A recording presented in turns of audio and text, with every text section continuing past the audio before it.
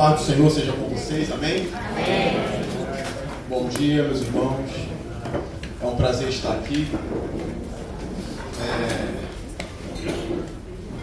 Toda vez que eu pregar no GEM, eu vou falar a mesma coisa. Mais um ano, eu tive o privilégio de estar aqui, não nesse sítio necessariamente, mas no GEM, retiro do GEM, em 2013. E o camarada responsável por me tornar eu pregador oficial é o Rafael. Fica de pé aí, Rafael. Rafael é o comandante já, né? Pode sentar. Rafael, eu vi garotinho, né, Rafael? Muitos anos. Muitos anos, né? E foi por causa dele eu comecei a pregar no GEM lá em 2013. Aí tem o Jack também. Qual é o nome de guerra do Jack? Diego. O nome de guerra dele é Diego? É o Jack, né? O Jack estava ali no segundo ou terceiro ano, né, Rafael? Mais ou menos, 2013? O Jack estava no terceiro ano. Terceiro ano, né? Terceiro ano da escola. Também é capitão. Não sei se tem alguém que ele. Leôncio está aí, não, né? Vai chegar. Então é um prazer participar aí, de alguma forma, da formação desses caras. E o mais importante, Hart, todos continuam crentes. Rafael, o Jack, eu chamo de Jack. É o Jack, é o Leôncio. Se formaram, foram para a viagem de ouro aí, que é uma petição para alguns, né?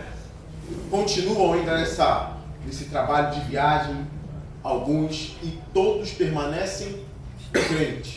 Eu quero ver vocês. Quem aqui ainda é do colégio? Abaixa. Quem aqui primeiro, segundo ano de escola?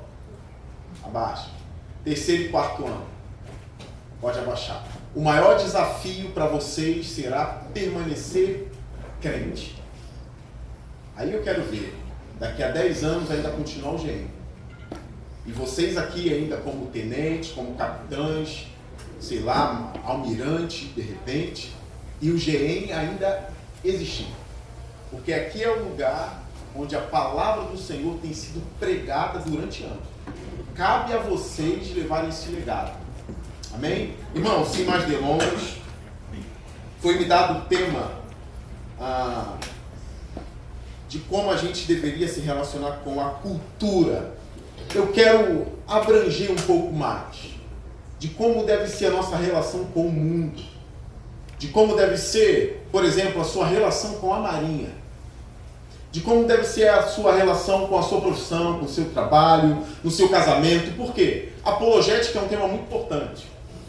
O texto de Pedro também, escolhido aqui por vocês, também é um texto muito importante. Mas antes de a gente pensar em apologética, antes da gente pensar em como dar a razão da nossa fé para os incrédulos, a gente precisa aprender a se comportar no mundo como um cristão. E a visão cristã do mundo é que não há 1 centímetro quadrado nesse mundo que não pertença a Jesus Cristo. Com isso, a Marinha de Jesus Cristo.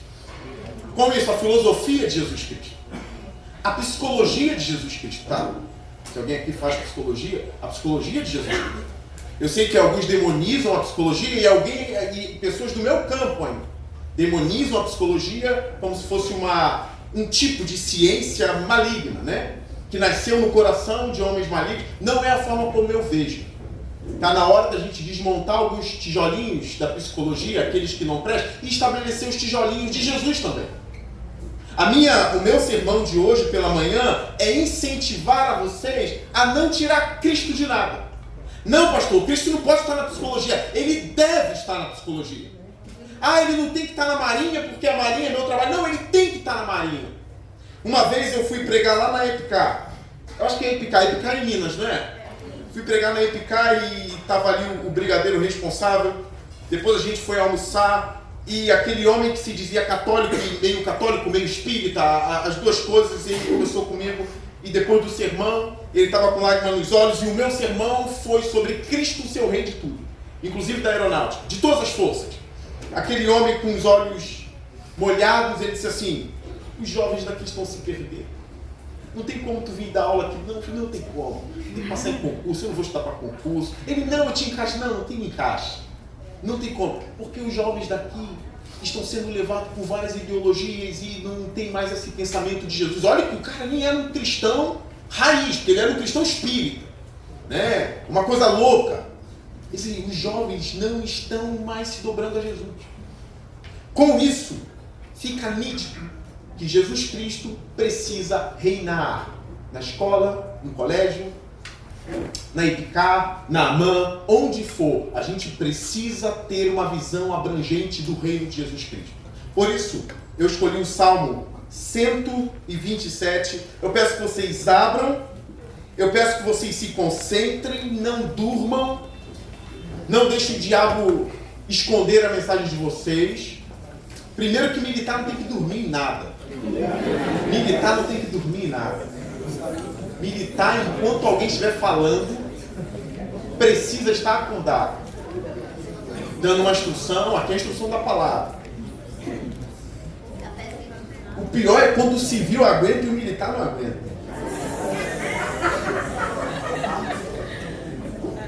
Diz assim a palavra do Senhor. Minha versão é NVI. Salmo 127. Se não for o Senhor o construtor da casa, será inútil trabalhar na construção. Se não é o Senhor que vigia a cidade, será inútil a sentinela montar guarda. Será inútil levantar cedo e dormir tarde, trabalhando arduamente por alimento. O Senhor concede o sono àqueles a quem Ele ama. Os filhos são herança do Senhor, uma recompensa que Ele dá. Como flechas nas mãos do guerreiro, são os filhos nascidos na juventude. Como é feliz o homem que tem a sua aljava cheia dele. Não será humilhado quando enfrentar seus inimigos no tribunal. Irmãos, esse texto aqui faz parte de uma série de textos que foram intitulados. Essa série foi intitulada de Sermões ou Salmos dos Degraus, ou Salmos de Peregrinação, ou Salmos de Romagem. Alguns chamam de Salmos do Degrau, ou dos Degraus, por causa dos degraus do Templo de Jerusalém. Alguns chamam de Salmos de Romaria, porque o povo caminhava unido em direção a Jerusalém, como uma romaria, né? Como uma peregrinação até Jerusalém para o templo, para a adoração do Senhor. O povo ia para Jerusalém principalmente por causa de 3 festas que aconteciam ali. A Páscoa é a principal, a Festa das Cabanas e Pentecostes. O povo era festeiro, o povo gostava de estar junto. E essas festas sempre apontavam para Deus. Essas festas, quando falavam das cabanas, o povo lembrava que Deus sustentou Israel quando Israel não tinha casas. Quando Israel morava em cabanas no deserto. Ali o povo, quando celebrava a Páscoa do Senhor, lembrava como Deus com mão forte tirou o povo do Egito. Não deu nem tempo de colocar fermento no pão. Eles levaram os pães sem fermento. É por isso que é a festa dos pães ágeis, ou dos pães sem fermentos. Mas tudo girava em torno do Senhor. Tudo girava em torno do que Deus fez. Tudo era uma comemoração em relação a Deus. Aqui já é um ponto, né? Nós precisamos nos unir para comemorar algumas coisas. Nós precisamos nos unir para comemorar coisas que Deus fez. É por isso, e não tem nada a ver com o sermão de hoje, é por isso que a ceia do Senhor é um evento magnífico para a igreja. Porque nós botamos a nossa melhor roupa, pegamos a nossa família, pegamos nossos amigos, nossos parentes, levamos para a ceia do Senhor, óbvio, os parentes que são do Senhor, para celebrar a ceia do Senhor. Ali nós lembramos o que Deus fez na cruz por nós, como Ele nos tirou do Egito, da nossa vida de pecado, da nossa vida de perdição, e nos levou para o reino do seu Filho. Aí a gente toma do cálice, come do pão, dando glória a Deus. É a principal festa da igreja. A gente ama ir para o templo. A gente ama ir para a nossa Jerusalemzinha. A nossa igreja é a nossa Jerusalemzinha. A gente ama esse movimento. Essa ideia de peregrinação faz muito sentido para a gente. A saída dos nossos lares em direção à igreja para cultuar o nome do Senhor. Lembre-se que em Jerusalém tinha um templo. Em Jerusalém tinha o nome do Senhor. Ali o nosso Deus era louvado, como se o povo fosse uma gargantona gigante, cantando o mesmo hino. Pensa, em casa quando eu canto um hino, eu canto sozinho. Quando eu estou na igreja, ou quando eu estou aqui no GE com vocês, os hinos lindíssimos que cantaram aqui, é como se fosse uma só garganta. Tem a métrica, tem a percussão aqui, tem o piano, o teclado, né? E a mesma letra, uma só voz, como se fosse um só povo louvando o nome do Senhor. O ajuntamento é importante. É por isso que nessa minha palavra inicial, antes de entrar no tema propriamente dito, não deixem de congregar, como é costume de alguns. Esses salmos de peregrinações aqui, ou de peregrinação, nos lembram que o povo de Deus sempre andou junto. Nos lembra que Deus sempre teve um povo. Não me vem com essa de Cristo em casa. Não me vem com essa de que o sistema religioso está dominando tudo, então eu vou ficar na minha casa. Sistema religioso o quê? Tudo é sistema. Isso aqui é um sistema. Alguém abriu esse culto aqui, alguém estava estabelecido para tocar, alguém estava estabelecido para sortear os bombons. É um sistema. Tudo é sistema. Então não me venha com esse papo de eu estou cansado de sistema. Irmão, na tua casa tem sistema. Entre os seus cachorros tem sistema. A ideia aqui é a gente procurar quais são os sistemas caídos e quais são os sistemas que estão de pé. O sistema caído a gente rejeita. A igreja é sistema. Tem um pastor, tem diácono, tem ceia, tem um líder de louvor, tem um templo. Isso é para a glória de Deus, irmãos. Israel tinha sistema, tinha até rei. Mas Deus estava sendo glorificado em Israel. Deus era glorificado quando o povo se juntava para amar, para louvar, para cultuar a Deus. E assim eu espero que você veja a sua vida cristã. Uma vida de congregação. Uma vida que você tem uma igreja. Uma vida que você tem um pastor. Uma vida que você tem um irmão que te ajuda nos momentos da fraqueza. Caminhar sozinho é horrível. E eu sei que o tema do retiro não é sobre congregar. Mas vai essa palavra de acordo com aquilo que nós aprendemos no estudo desses 15 salmos. Que começa no Salmo 120 e termina no Salmo 134. Para você ter ideia de como esses salmos são famosos, aquela palavra santa que diz assim, alegrei-me quando me disseram, vamos à casa do... Está no Salmo 122. O Salmo 122 faz parte dos salmos de peregrinação. Porque o salmo de peregrinação vai do 120 ao 134. Você quer ver uma outra coisa? Aquele salmo que diz assim, eleva os meus olhos para os montes. Completo. O meu socorro vem? Que fez? Que salmo é esse aí? Fala, 121, salmo de peregrinação. Quer ver outro? Os que confiam no Senhor, que mais? Salmo 125, peregrinação. Olha como esses salmos são importantes. O que eu escolhi hoje é o que diz, se o Senhor não for o construtor, em vão trabalhar na construção. E vocês conhecem muito esse salmo que diz assim, se o Senhor não vigiar a casa, alguns dizem casa, né? Em vão vigia o sentinela, ou a sentinela. São salmos famosos. Por que eu escolhi isso aqui? Se você não se unir a Deus, no trabalho de Deus, tudo é em vão. Eu quero que você grave uma coisa. Se Deus não estiver, é inútil. Se Deus não estiver, é inútil. É por isso que isso tem tudo a ver com a cultura. Isso tem tudo a ver com a forma como a gente lida com o mundo. Porque para alguns cristãos, Deus só está na igreja. E olha que eu comecei falando bem da igreja. Bem da congregação. Mas alguns têm essa mentalidade. Que o momento do culto é óbvio. O culto é um culto ao Senhor. Culto é um culto, não. O momento de adoração é um culto ao Senhor. Com o povo de Deus junto. Isso é óbvio. Só que a nossa vida é um culto. A nossa vida é um culto.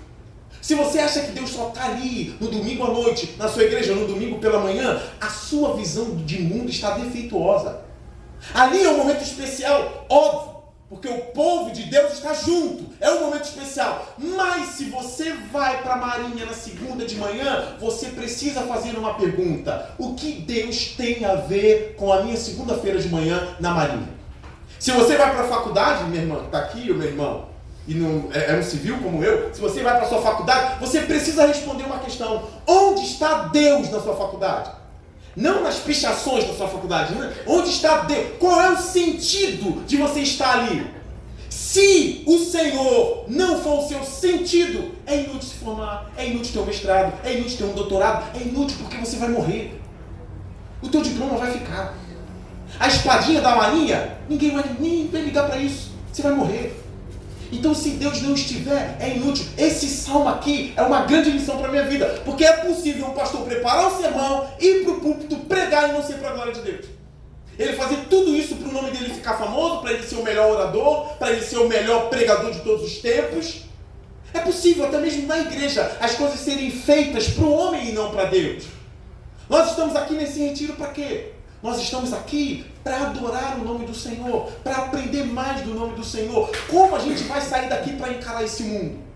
Como a gente vai sair daqui para enxergar Deus em todas as esferas? Deus está na arte. Deus está na pintura. Tá certo que o homem está destruindo a arte, né?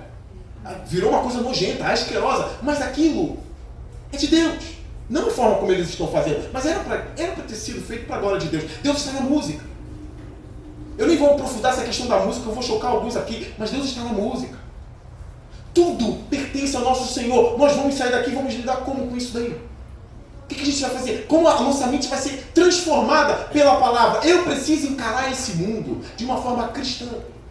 De eu pisar no fórum e pensar, estou pisando no terreno do meu Senhor Jesus Cristo. De eu pisar no tribunal e ter um cara de toga lá, eu estou pisando no lugar onde Jesus reina. Se eu for condenado é porque o Senhor Jesus quis. Se eu não for é porque Ele não quis.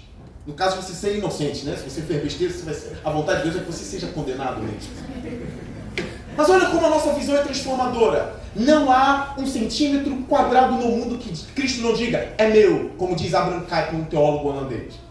Precisamos sair com essa ideia. Alguns acreditam que esse salmo aqui foi escrito por Salomão. E esse salmo tem tudo a ver com Salomão.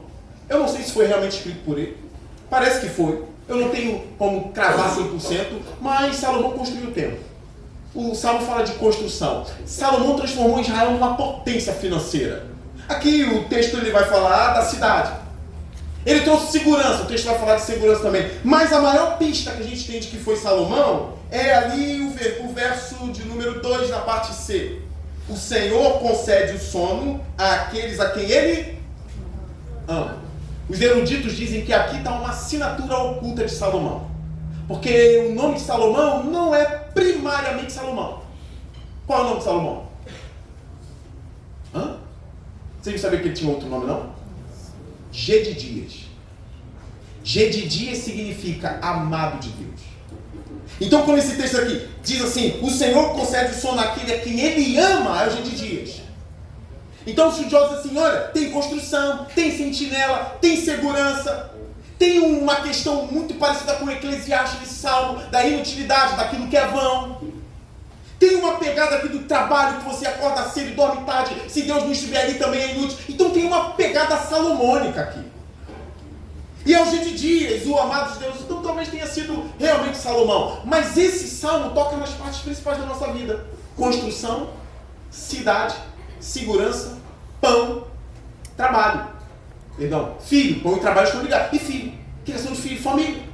Toca nas partes mais importantes da nossa vida. Eu quero que você pense da seguinte forma comigo. Se tudo que você faz, o seu nome está em primeiro lugar, por acaso você estaria construindo onde Deus constrói? Se tudo que você vigia, tudo que você cuida, tudo que você toma conta é por causa do seu ego, do seu coração, por acaso você estaria vigiando onde Deus vigia? Porque essa é a ideia do salmo. Trabalhar onde Deus trabalha, porque Deus é o principal construtor. Vigiar onde Deus vigia. Se tudo que você faz é para elevar o seu coração, o seu ego, por acaso Deus estaria envolvido nos seus sonhos e nos seus planos? Eu entendo esse salmo aqui como uma pintura de Babel. Se você for abrir a sua Bíblia em Gênesis 11, tem tudo a ver com salmo. E Gênesis 12 tem tudo a ver com salmo. Gênesis 11 é Babel, é ou não é? Gênesis 12, o chamado de Abraão. Não leia as escrituras sem um contexto. Babel e Abraão tem tudo a ver. Ah, pastor, como que tem a ver Babel e Abraão? Não é a construção física, o Abraão é um ser humano. Por que Babel foi construída? Se você ler cuidadosamente Gênesis 11, você vai entender o porquê Babel foi construída. Eles elevaram Babel a uma altura imensa. Tudo para que o nome deles fosse famoso. Porque está lá no texto, vamos fazer isso para não ser espalhados e para tornar famoso o nosso nome. Aí você vai para Gênesis 12. A mesma sequência. Aí Deus chama Abraão de uma terra idólatra. E Deus disse o que para Abraão? Eu farei o seu nome grande. Aqui está a diferença. Tudo o que os homens têm construído hoje em dia tem sido Babel. Tudo. Está na hora da igreja fazer diferente. Tudo que o homem tem planejado tem sido Babel. Dificilmente a gente vê um homem construindo para a glória de Deus. Até os nossos filhos, gente, os filhos crentes, a nossa herança. Quando eles pensam em fazer alguma coisa, eles pensam em fazer para o sucesso deles. Filhos de crentes, que não foram instruídos no caminho do Senhor da forma como deveria ser. É sempre aquela ideia, eu quero estudar para passar em medicina na FRJ. Para quê? Porque ninguém da minha rua passou. Como assim? Como assim? Eu estou muito preocupado com a sua relação com a Marinha. E prepara. Um chicotezinho de leve vai bater. Porque eu ouvi dizer, só ouvi dizer, e não é de agora não, já de anos, eu conheço um pouco vocês. Eu conheço um pouco a Marinha, um pouquinho de nada. Mas eu ouvi dizer que é onde mais tem uma vaidade em relação à hierarquia de praça e oficial. Tudo bem, está lá na hierarquia. Mas você como crente, pensa o seguinte, eu sou civil, nunca fui militar. Eu sou pastor e pronto. Mas se eu fosse um pastor sargento da Marinha, quem é que ia continuar meu vida? Se eu fosse um pastor sargento, rato, só o rato. Se eu fosse um pastor cabo da Marinha, você, aspirante, precisa entender que um homem dotado da palavra de Deus é um homem que precisa ser ouvido independente da patente. Como você lida com a sua profissão? Não, porque eu sou um oficial da Marinha. É teu nome, feliz. Mas se você construir onde Deus constrói, o seu pensamento não será esse. É óbvio, a hierarquia será respeitada no quartel. Ele vai te chamar de Senhor, ele vai prestar continência para você, tudo bem. Mas como você vê ele? Ainda mais se fosse seu irmão em Cristo, cara. Porque quando Paulo escrevia suas cartas, e Pedro também, eles ajudavam na relação dos senhores com seus escravos. Como um senhor crente deveria tratar o seu escravo crente, e até o escravo descrente, ele deveria tratar o escravo crente como irmão em Cristo.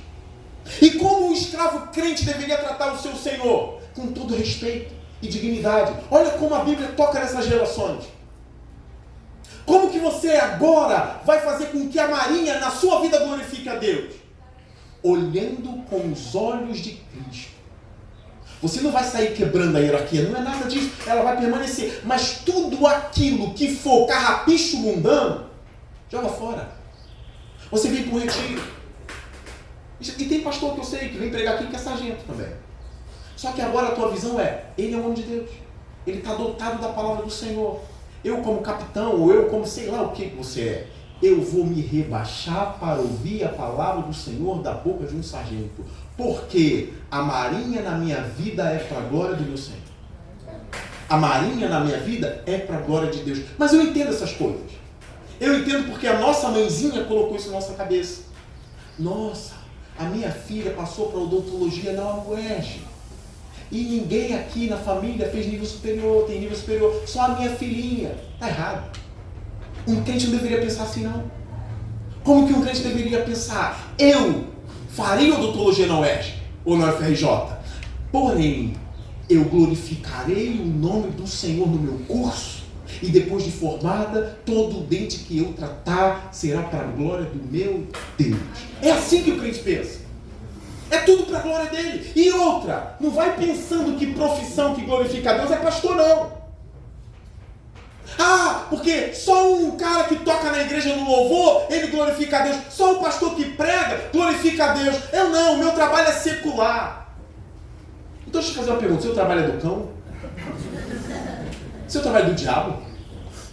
Com essa visão de que o Senhor está em tudo, e que se Ele não estiver em tudo na nossa vida, tudo se torna inútil, essa visão agora começa a mudar. Ela precisa mudar. Porque se a moça aqui é maravilhoso, a menina do doce, cadê a menina do doce? Nossa, ela está vendendo o docinho dela. E ela disse que o sabor é para lembrar como Jesus é doce. Se ela errar no sabor e o negócio ficar ruim, ela tá lascada. Fala, meu Jesus é tão amado. Mas o que isso deveria levar a gente a fazer? Estou fazendo o meu doce? farei o melhor doce que eu puder. Por quê? Porque você quer mostrar que tem um doce melhor do que a concorrência? A questão não é essa. Irmãos, a questão não é essa. Eu sei que o mercado exige essas coisas, mas a questão não é essa. A questão é que se eu não fizer o melhor doce, Jesus não receberá tanta glória assim, pelas pessoas saberem que tem uma serva do Senhor fazendo isso. Eu cresci em Nilópolis. E há mais ou menos 25 anos atrás, estava crescendo essa ideia de açaí, barraquinha de açaí, né? Era uma novidade para mim. E aí diziam para mim, você precisa tomar o açaí de Mesquita. Sempre essa história, né? Eu sou de Nilópolis, tem que ir para Mesquita tomar um açaí. Porque lá tem um cara que faz o melhor açaí da Baixada. E eu fui. E eu me admirei com a fila. E eu estava na fila, eu nem perguntei se o cara era crente, não.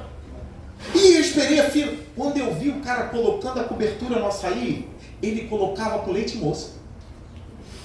A cobertura do açaí dele era leite da moça. E todo mundo queria comprar com aquele cara. É impressionante. Eu tinha um amigo que vendia x-tudo também. A batata palha dele era melhor. A maionese era do inferno. Vocês conhecem, né? É aquela maionese que é boa, do Hellmann's, né? Era o melhor x-tudo. Era o melhor x-tudo. Mas o crente precisa pegar essas coisas e dizer, isso aqui não é para esmagar a concorrência. Isso aqui é para fazer Jesus brilhar no meu açaí. É para fazer Jesus brilhar no meu x-tudo. Porque se Deus não estiver na casa, em vão vigia o sentinela. Se Deus não estiver construindo, em vão constrói aquele homem. Tudo precisa ter o gosto do Senhor Jesus Cristo. Seja o melhor oficial, porque tu é crente, cara. Seja justo nas disciplinas. Você vai punir alguém, puna justamente. Não eleve a condenação do cara. Ou tá dormindo, né? O que ele tem que pegar se o soldado estiver no serviço? Não jogue acima do justo. Você está entendendo? Qual é a pena? A punição é o quê? Tá, um dia preso, não sei, não sou militar. É um dia, não são 2. Seja justo. Não seja um cara arrogante, não. Você, minha irmã, que faz psicologia, sei lá o quê. Não. No consultório é Freud. Jesus é na igreja. Você não é crente. Você não é cristã. Calma, não estou dizendo que você vai para o inferno. Você só não entendeu como o cristão vê o mundo. Está entendendo? Você até ama Jesus. Só falta às vezes aprender. Com o cristão não tem essa de Jesus, vou atender agora, tá? Fica aí. Quando eu acabar a consulta, eu pego você de novo.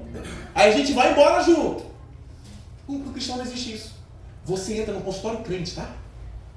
Não estou dizendo que você vai chegar lá e vai fazer uma exposição bíblica, não. Mas você, lembra, você é uma cristã do consultório. E fora que você tem vários dados também. Está comprovado que a religião faz bem, não importa qual a religião. Isso não estou dizendo que toda religião salva, não. Estou dizendo que os psiquiatras, todo mundo fala, a religião vai ter uma fé, você pode usar isso como gancho em muitas horas. Se a pessoa falar, não quero saber de religião, tá bom. Tudo bem. Mas não pode partir de você deixar Cristo na porta. Aqui dentro é Freud, aqui dentro é Skinner, aqui dentro é... Até o Jordan Peterson, não é. Você é o que é. Não é o Ortega Gasset que diz que você é você em suas circunstâncias? Você é você. Não dá para tirar Jesus da parada. É igual um médico. É crente, é um médico, está ali. É para a glória de Jesus. Em cada leito do hospital o nome de Jesus tem que ser glorificado. Eu fui uma vez, várias vezes, mas uma das vezes eu fui ver um irmão doente no hospital, ele até faleceu. E tinha um médico que olhou para mim e falou assim, pastor, você pode orar, tá? Você pode orar, você pode cantar com ele. Eu falei, esse cara deve ser crente, eu nem sei se ele é crente. Você pode orar, pode orar, porque ele está partindo, pode orar. Aí às vezes tem cristão que quer ser o equilibrado, o moderado. Não, aqui não vai orar. Porque é o crente, porque a oração é na igreja. Crente. Está na hora da gente ter uma transformação brutal na forma de ver o mundo. Para mudar tudo. Porque Jesus está nesse retiro, mas Jesus, segunda-feira, vai estar com você onde você for. Onde você for, Jesus vai estar com você. Pare e pensa. Pare e pensa. Se você tirar o Senhor das coisas, é inútil o seu trabalho. É tudo inútil. Você vai morrer. Você não pode construir o seu castelo aqui. Você vai morrer. Pode ser hoje, pode ser essa semana, pode ser daqui a 30 anos. 30 anos, mas você vai morrer. Não viva como se a vida dependesse de você. Tudo depende de Cristo. A mensagem de Cristo precisa voltar nos púlpitos da nossa igreja. Um outro ponto triste. Pastor, mas como eu vou ter essa mentalidade se Jesus não está nem no púlpito da minha igreja? Sai dela, pô! Sai dela! Procura uma igreja onde Jesus está. Sai dela! Se Jesus não está no púlpito da sua igreja, você tem que sair dessa igreja. Eu nem me refiro a um probleminha ou outro, não. Se Jesus está lá, pode ter um probleminha ou outro. Permaneça com esses probleminhas. Mas se Jesus não está mais no púlpito da sua igreja, sai dela. Porque se Jesus não está no púlpito, como que você vai amadurecer a sua visão cristã de mundo? Como que você vai ter uma ideia de qualquer centímetro quadrado desse mundo? Jesus está lá, se nem no púlpito da sua igreja ele está. As músicas da sua igreja não são mais cristocêntricas? O que está acontecendo? Se as músicas não são mais cristocêntricas, pega seu banquinho e saia. Aquilo que um famoso pregador diz o seguinte: procure uma igreja perto da Bíblia. Não necessariamente vai estar perto da tua casa. Procura perto da Bíblia. Se está perto da Bíblia, você tem que estar. Faça isso. Olha, se você está com a sua Bíblia aí, abra lá em Lucas 12, 20 comigo, por favor. Eu não vou ficar passeando para lá e para cá, não. Mas tem uma mensagem importantíssima para a gente em Lucas 12, versículo 16. É porque a gente vai... O ponto principal é o versículo 20. Lucas 12, 16. Quem é rápido no gatilho diz amém. Quem achou? Amém. Amém? Então vamos ler. Já está aqui. Já está ali, né? Diz assim: então lhes contou esta parábola. A terra de certo homem rico produziu muito. Ele pensou consigo mesmo: o que vou fazer? Não tenho onde armazenar minha colheita. Então disse: já sei o que vou fazer. Vou derrubar os meus celeiros e construir outros maiores, e ali guardarei toda a minha safra e todos os meus bens. E direi a mim mesmo. O cara não tem nem com quem falar. E direi a mim mesmo. Olha que horrível isso. Você tem grande quantidade de bens. Olha a sua patente, cara. Olha onde você passou, o concurso que você passou. Você é fera demais. Deus continua: tenho muitos bens armazenados para muitos anos. Descanse, coma, beba, alegre-se. Olha para mim. Qual o problema daqui? Qual o problema desse cara? Eu tenho isso. O que eu vou fazer? Descanse, coma, beba, alegre-se. Qual o problema? Alegria é algo ruim? Descanso? Não. Comida? Não. Perceba que tudo isso vem do Senhor. Mas qual o problema do cara? Hã? Deus não está na jogada. Aí é fácil condenar ele, né? Na tua vida Deus está? É fácil, né? Deus está na tua vida? Ah, pastor, Deus está porque eu canto, se eu não tenho a tia, não tenho nada, na igreja eu choro. Eu não quero saber agora do teu culto na igreja. Fora. Como Jesus é visto na sua vida, na escola, na marinha. Quais são os seus planos com o dinheiro da viagem de ouro? A gente tem mania de botar... Os melhorzinhos colocam Deus em tudo, mas do dinheiro tira. Deus está em tudo, mas no dinheiro não. Dinheiro... Não pensa nem no Senhor quando conta o pagamento. Sabe que pagar isso, essa conta. Não pensa nem no Senhor. A gente está se tornando um pagão, tá? Isso é paganismo. Isso é paganismo. A gente tem nome de crente, mas a gente não é crente. Tem algum Josué aqui em nosso meio? Isaías? Daniel? A gente tem nome de crente, mas não é crente. É fácil olhar para esse cara aqui e dizer: ah, pastor, o erro dele é esse. Ele nem pensou em Deus nada. Ele nem pensou em nada aqui. O erro dele é esse. E nós temos pensado? Até crente, até teólogo, quando vai escrever livro, ele está pensando em ser o melhor teólogo do Brasil infeliz, cara. Ele vai falar de teologia, onde Deus deveria brilhar. Óbvio, Deus deve brilhar em tudo, mas quando se fala de teologia, é o estudo de Deus. O cara quer vender mais livros, o cara quer ser o melhor teólogo do Brasil. Olha a motivação do cara. Isso é um atestado da nossa falência, irmão. A gente precisa sair desse retiro aqui militantes no reino do Senhor. Militantes mesmo. A gente precisa tomar a esfera pública aí para a glória do Senhor Jesus Cristo. Essa mensagem é urgente para vocês, porque eu, como pregador da palavra, eu quero a marinha tomada de almirante crente. Eu quero a Marinha toda. E aprove Deus escolher trabalhar mais intensamente com vocês na Marinha. Não sei por que ele fez isso. Eu ia falar mal de outra força, eu não vou falar. Aprove o Senhor fazer isso com vocês. Porque o GI tem sido uma bênção há muitos anos. Agora, não é possível que quando vocês chegarem no alto posto, vocês começarem com essa babaquice de nariz em pé, de soberba, de arrogância, de que eu sou um comandante de não sei do que. Eu quero almirantes que sirvam ao Senhor Jesus Cristo. É por isso que eu vim aqui, que eu estou cheio de compromisso. Eu vim aqui cheio de compromisso hoje. Mas por que eu vim aqui? Sabe qual é o nome do que me motiva para estar aqui? Militância. Eu sou um militante, é por isso que eu estou aqui. Mas eu milito pela causa do Senhor Jesus Cristo. Eu vim aqui e o pensamento que me levou é: aqueles caras precisam do Senhor.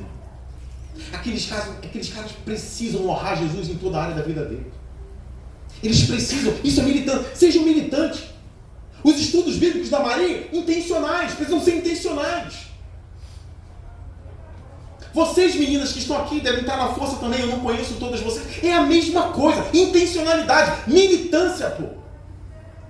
Tá cheio de militante aí fora, pelas suas ideologias, eles dão a vida por essa ideologia. E a gente é um bando de besta, cara. Que não tem coragem de dar um salário, cara. Que não tem coragem de ver Jesus num salário. A gente precisa militar mesmo. É pregar o evangelho, a gente tem que ganhar mais gente. Está na hora da gente pegar os nossos filhos. Eu nem vou expor mais verso a verso aqui, não vai dar. Está na hora da gente pegar os nossos filhos e dizer: cara, eu vou trabalhar esse menino ou essa menina. Eles precisam chegar no alto posto do nosso país. Por quê? Para Jesus brilhar na toda. A gente tem hoje o ministro do Supremo Tribunal Federal, um reverendo presbiteriano. Amém. Até que enfim. A gente precisa de mais crentes na promotoria. Lá na igreja tem gente do Ministério Público. Tem que ter, pô. Na Marinha não é diferente, não. Tem que ter. Às vezes é uma dificuldade para ter um culto, alguma coisa assim. Falta comandante apegado à causa de Jesus. É isso que eu quero fazer com vocês. Continua o texto. Esse rapaz aqui, rico, não colocou Jesus nas suas escolhas. Olha o versículo... Onde eu parei? 19, né? Ah, porque voou para o capítulo 12.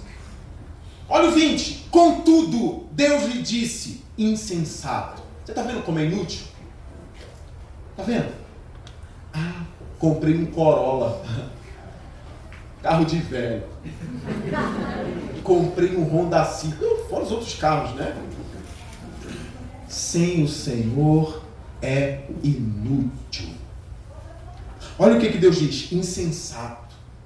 Algumas versões dizem assim: tolo, louco, insensato. Olha que terrível isso aqui. Esta mesma noite a sua vida lhe será exigida. O que significa isso? Esta noite te pedirão a tua alma. Olha isso, como é profundo. Continua. Então, quem ficará com o que você preparou? Vai morrer, vai ficar fada, vai ficar consultório, vai ficar livros. Às vezes eu olho para os meus livros lá e falo: meu Deus, tomara que minha filha herede. Porque senão, foi um dinheirão jogado fora. Tomara que alguém da minha família fique com isso aqui. Não vai para um selo desse da vida, minha família não vai aproveitar, não vai ler. Sem Jesus, tudo é inútil. Eu quero que você repita isso comigo. Sem Jesus, tudo é inútil. Mais uma vez, sem Jesus, tudo é inútil. Olha o 21. Assim acontece com quem guarda para si riquezas, mas não é rico para com Deus. Assim acontece, ou seja, insensato, hoje você morre. E aí? Vai ficar para quem isso aí? Insensato. Agora, se você construiu no trabalho do Senhor, sabe o que você vai ouvir? Bem-vindo, bendito do meu Pai. Bem-vindo. Porque o meu nome foi glorificado onde você estava.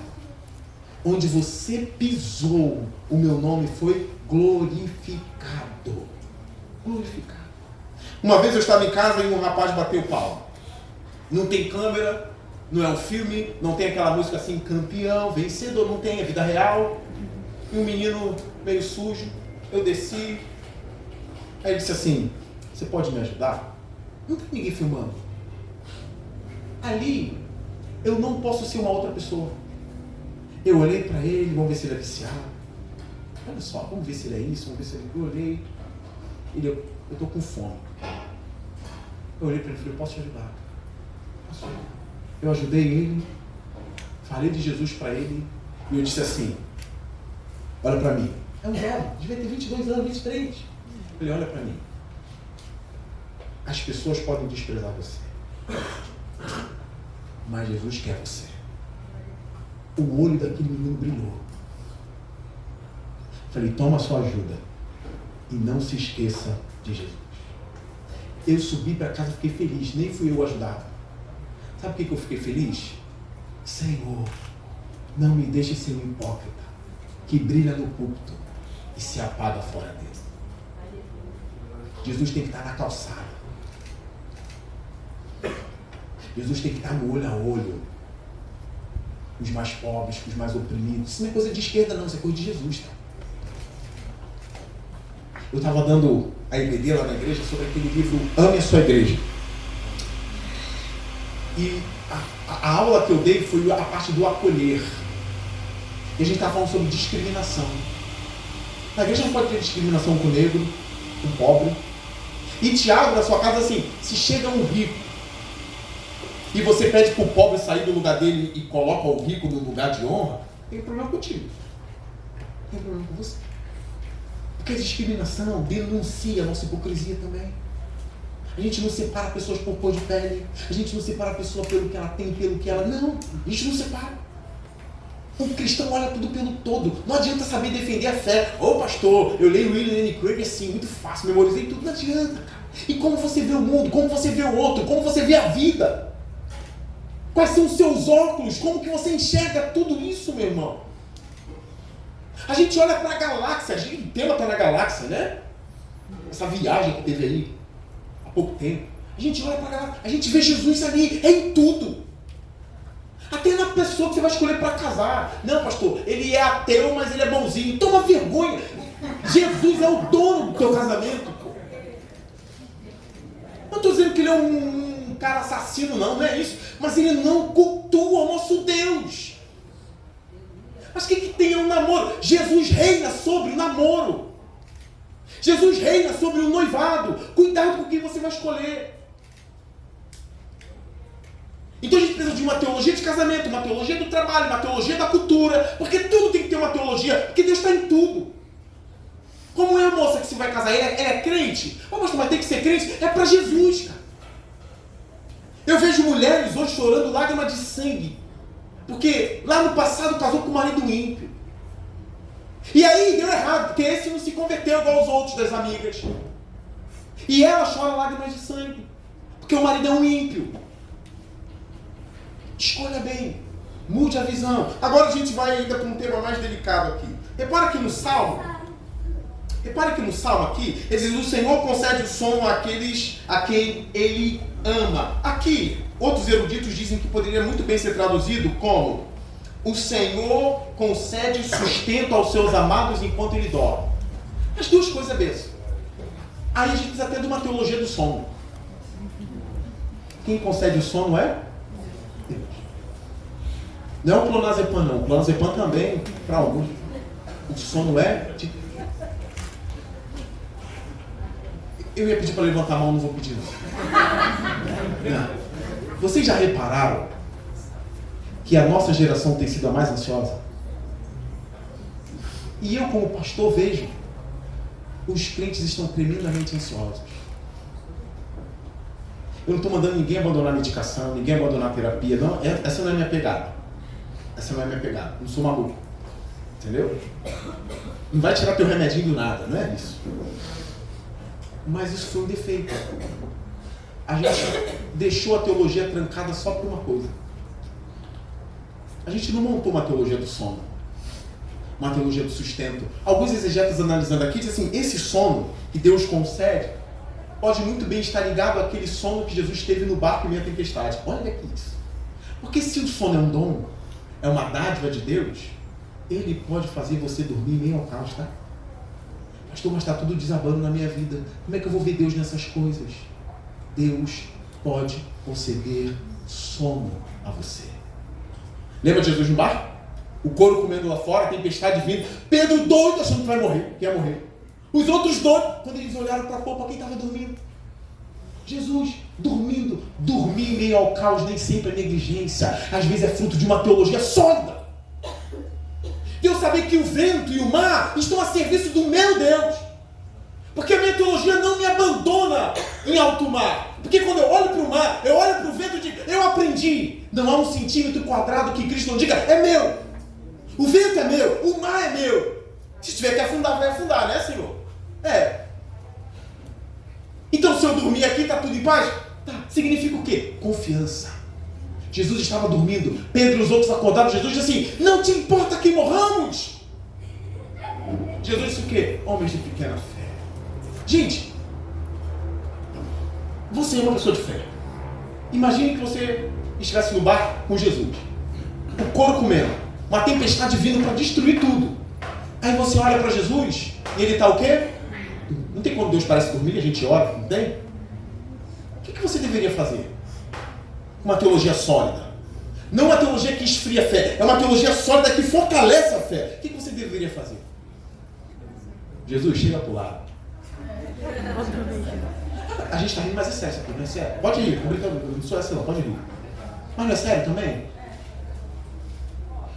A gente precisa ter a fé fortalecida. Porque quando a gente passa a ver Jesus em tudo, a possibilidade da nossa fé se fortalecer é imensa. Trancar o Jesus nas quatro portas da igreja. Está na hora da gente abrir. Amém ou não? Amém. Jesus chega para o lado. Por quê? Porque se tu está dormindo, por que eu vou ter crise de ansiedade aqui agora? Chega para o lado, eu vou dormir também. Porque está escrito no Salmo que o Senhor concede o sono. Aleluia. Sono é dádiva. É por isso que a gente vê Deus até no sono. Você já agradeceu a Deus por ter uma noite de sono boa? Ou você acorda como se nada tivesse acontecido, abestalhado? Senhor, obrigado. Tem um teólogo chamado João Calvino, não sei se vocês conhecem, que ele dizia o seguinte, que até o tempero da comida Deus fez para nossa satisfação. Porque Deus não come. Por que tem tempero se Deus não come? É porque a gente precisa comer também para a glória de Deus. Quando você pega um prato de comida, não sai comendo não. A sua teologia está sendo mudada hoje. Não sai comendo não. Você vai pegar, imagina, eu com fome, eu amo bife com batata frita, até gaguejei. Batata frita, eu amo um bife de batata frita com arroz e feijão. Se tiver uma linguiça no feijão ainda mais, aí com fome, tu pega aquele prato. Se você sai comendo, tu é pagão. Tu não é crente, tu é pagão. Porque é ateu que come sem falar nada. Crente glorifica quando come. Senhor, que salzinho é esse, Senhor? Aí você olha para o prato assim, meu Deus. Obrigado, Senhor, pelo pão de cada dia, Senhor. E você vai dizer, Senhor, a minha teologia foi mudada no sábado. Porque eu tive uma boa noite de sono, tem tempo que eu não dormia bem. O que você vai fazer? Obrigado, porque tu és o Senhor do sono. Glória a Deus. Está vendo como não é só marinha, nem psicologia, nem filosofia? É o sono, é a comida. Porque se Deus não estiver no prato de comida, é inútil comer. Porque vai comer e vai morrer também um dia. Mas se eu sei que Jesus é poderoso até para me dar uma vida eterna como Ele me deu, até a comida faz sentido naquele que é eterno. Olha como Deus me ama. Ele fez o tempero. As propriedades vieram dele. E Ele não come. E Ele não dorme. É para minha satisfação. Terminando. E os filhos que são a herança do Senhor? A gente faz o que com isso aqui? Porque até na forma como a gente vê família é pagã. Porque os crentes hoje estão dizendo, eu não quero ter filho não. E aí agora cala a pé. Cala a pé. Por que tu não quer ter filho? Por quê? Eu sei que agora o ódio vem no coração de homem. Não é só de mulher não, vem de homem também. Porque filho vai estragar minha carreira. Homem falando isso também. Não é só mulher não. E eu sei que em parte muita mulher não quer ter filho porque viu uma versão canalha de homens. Que engravida a mulher, larga a mulher, some, dá uma pensãozinha de R$300, ela que se lasca. Mas sabe por que tem homem canalha? Porque tiraram Jesus da jogada também. Porque homem que tem temor a Deus não abandona a mulher grávida, não. Homem que tem temor a Deus não abandona a mulher porque ela ficou um pouquinho mais gordinha, não. Homem que tem temor a Deus tem uma sólida doutrina e teologia do casamento, pô. Até que a morte os separe. Ficou doente? Tô junto. Ficou pobre? Tô junto. Tem um monte de marinheiro canalha. Noiva, casa, aí vai aumentando a patente, compra um carro bom, as mulheres ficam de olho e larga a coitada em casa com 2 filhos. E vai se aventurar com outra. A gente precisa solidificar nossa teologia em todas as áreas. Minha irmã, volte a pensar. Filho é um presente para você, tá? Volte a pensar nisso. Para com esse papo, eu não vou ter filho não. Ó, o filho talvez seja aquela pessoa que nunca vai sair do seu lar. Imagine você com 80 anos, cheia de filhos e netos.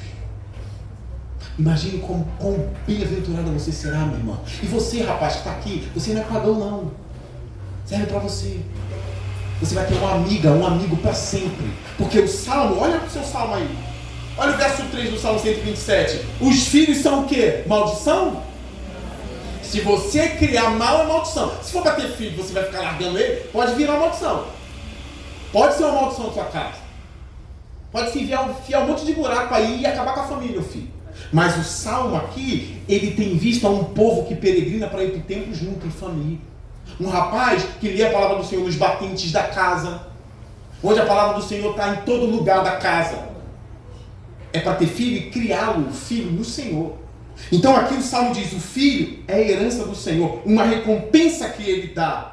Como flechas nas mãos do guerreiro, são os filhos nascidos na juventude, como flechas na mão do guerreiro. Aí tem alguns que interpretam esse texto assim, filho é flecha, né? Flecha a gente faz assim, tchum, vai embora. Porque se filho é flecha, a gente tem filho para mandar embora, ó. Vai! Some! O Salmo não está dizendo isso. Eu sei que a flecha vai embora, mas o Salmo não está dizendo isso. Não. O que o Salmo está dizendo? Você precisa continuar a leitura. Olha o verso 5. Como é feliz o homem que tem a sua aljava o quê? Cheia deles. Não será o quê? Humilhado. Quando enfrentar seus inimigos no tribunal. Vamos mudar mais a tua teologia hoje? Vamos ou não vamos? Vamos mudar mais um pouquinho só? Essa ideia de filho flecha mandar embora não é o que a Bíblia está dizendo aqui. Eu sei que o homem deixará pai e mãe, se unirá à sua mulher, mas essa ideia de some, não é Bíblia? Esse some, não é. Ele vai ter a família dele, mas ele precisa honrar o pai e a mãe até o fim, tá? A Bíblia diz muito claramente, não será humilhado quando enfrentar seus inimigos. Flecha aqui não é objeto de mandar a flecha embora. O arco e a flecha, não. Flecha aqui é para impedir a mamãe de ser humilhada no tribunal.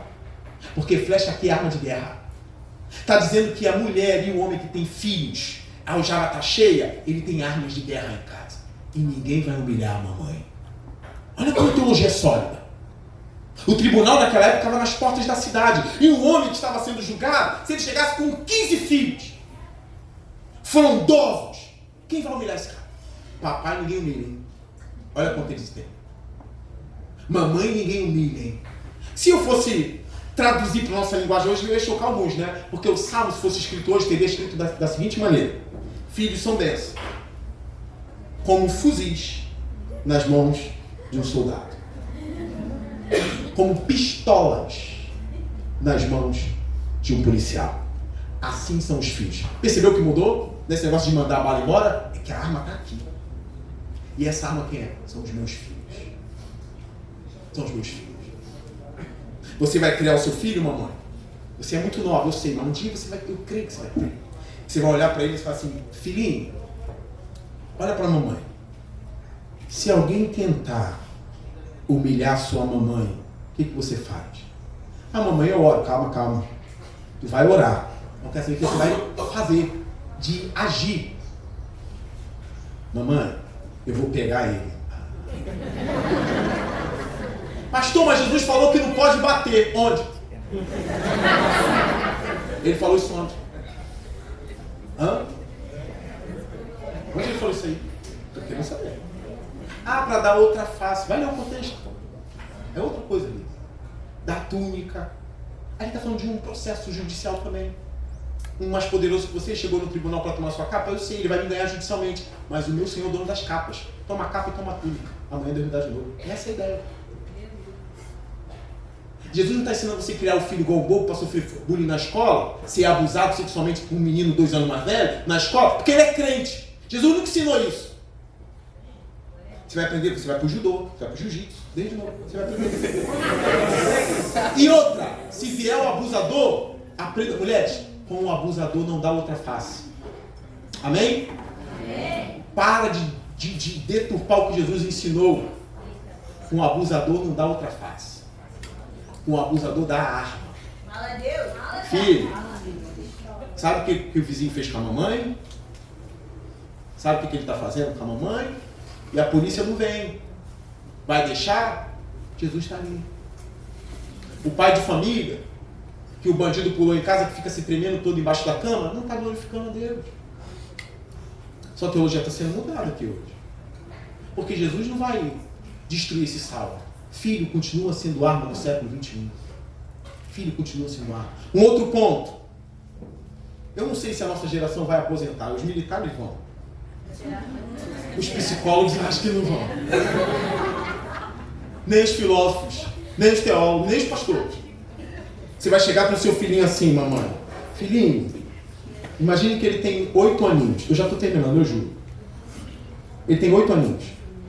Se mamãe um dia não tiver mais dinheiro para sustentar, o que você vai fazer?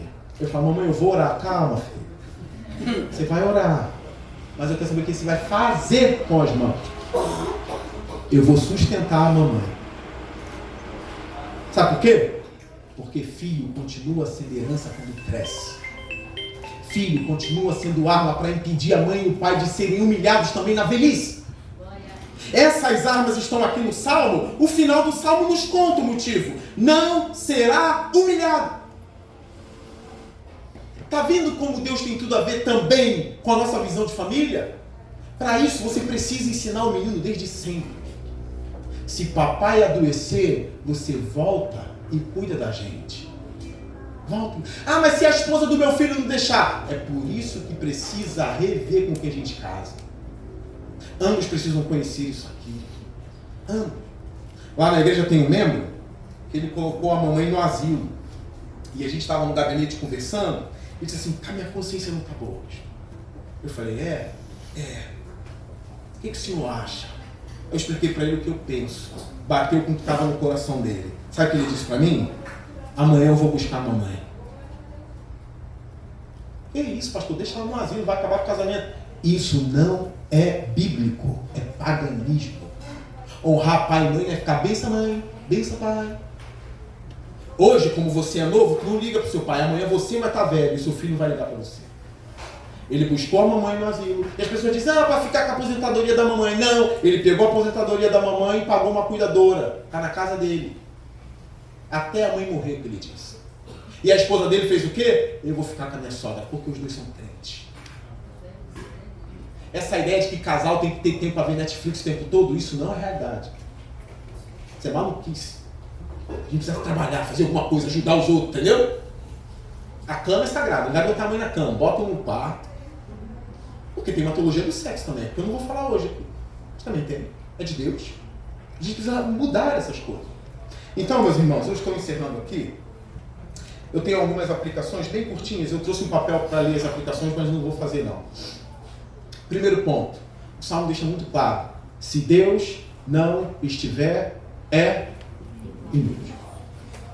Por favor, saia daqui, vendo Deus dentro da igreja no culto, mas também vendo Deus no consultório, vendo Deus no quartel, vendo Deus no prédio onde você trabalha, vendo Deus na esquina, no ponto de ônibus. Uma vez um apologista, algum pregador vai tratar de apologética mais aprofundadamente aqui, provavelmente. um apologista disse o seguinte: há mais de Deus no ponto de ônibus do que em toda a galáxia. Por que ele disse isso? Por causa da teologia dele. Porque quando Deus estava criando tudo em Gênesis, quando ele foi formar o homem, ele disse assim: façamos o homem à nossa imagem e à nossa semelhança. Até um povão no ponto de ônibus você vai ver diferente a partir de hoje. O homem é a imagem e semelhança de Deus. Coloca Jesus em tudo. E eu peço a vocês, alcancem os altos postos da sociedade, por favor. É uma ordem de Jesus. O ID envolve tudo. Quem disse que Jesus disse que todo mundo tem que ir para a Índia pregar? A gente tem que tomar tudo. A gente tem que tomar cada prédio. A gente tem que, daqui tem que sair professor universitário para já. A gente tem que formar a mente, não é só na IBD não, é na faculdade também. É no Cefet da vida. É numa escola da vida. A gente não pode se envergonhar do nosso Senhor em nenhuma sala de aula. Cadê você? Como doutora e professora na UFRJ, orientando aqueles que vão fazer doutorado em psicologia, a gente precisa de você. Mas por favor, não abandone Jesus não, porque Daniel foi para Babilônia e não abandonou Deus. A Bíblia diz que Daniel orava 3 vezes por semana, 3 vezes por dia, e virado para a banda de Jerusalém. Sabe o que significa? Daniel, o nome foi mudado, o nome babilônico, as vestes, está na Babilônia, mas Jerusalém continua no coração dele, tá? Você vai para a UFRJ, mas Jesus vai continuar no seu coração. Tá bom? Você vai estudar muito. Você vai estudar muita psicologia, você vai estudar muita teologia também. Você vai estudar apologética para não perder a fé na faculdade da vida. Você vai se fortalecer. Por quê? Jesus quer que a gente tome tudo. Isso é uma ordem dele. Tome tudo. Lucas, escrevendo o evangelho dele, o livro de Atos, tem uma coisa curiosa no início. Ó, excelentíssimo Teófilo. Ele está escrevendo provavelmente para um homem que tinha alguma coisa do alto envolvendo o alto posto da sociedade lá fora. Porque chama de excelentíssimo. Paulo conversa com os reis em Atos, com Festo, com outros, Félix. E Paulo queria ir para Roma. Paulo, quando foi preso, pregou para os soldados, os pretorianos. Tomem tudo, tá, irmãos? A gente precisa de juízes crentes. Eu fiquei muito triste essa semana com a notícia de que um juiz, dizem que ele é um ativista,